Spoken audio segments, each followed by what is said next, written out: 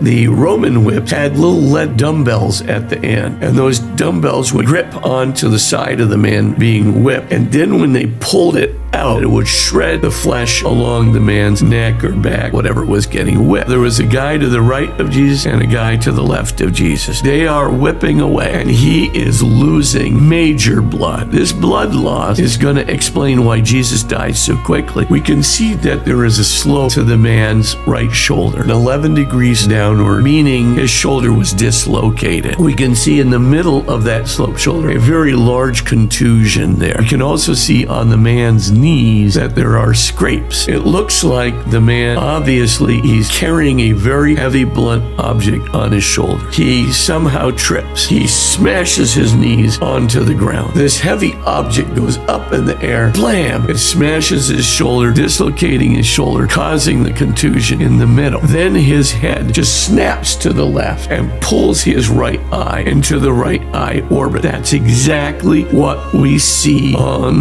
the shroud. This also explains the Romans didn't get Simon of Cyrene because they felt sorry for Jesus. The basic thing is they want to torment him as much as possible, but Jesus couldn't do the job. He's going to be partially paralyzed on his right side, so there's just no way he's going to be able to carry that cross any further. Then you look at the piercing in the hand. We only can see the exit wound on the right hand. The likely scenario is that the nail is put right in here at the lower part of the palm, and there's a little channel that goes down here, and the nail follows this track and comes right out there, exactly at the angle of the exit wound in the man's hand. The amount of pain, because there's a complex of nerves. So when you're hanging there, your diaphragm is fully distended. You're not going to be able to breathe. You got to pull yourself up. Ripping against your own flesh. Ripping against your flesh. And by the way, this guy was not nailed to a little ledge on the cross. His foot is literally nailed to the wood of the cross. A man in that shroud definitely was crucified with a crown of thorns. And not only that, the thorn that was used in the crown is called a Syrian Christ thorn, a very long curved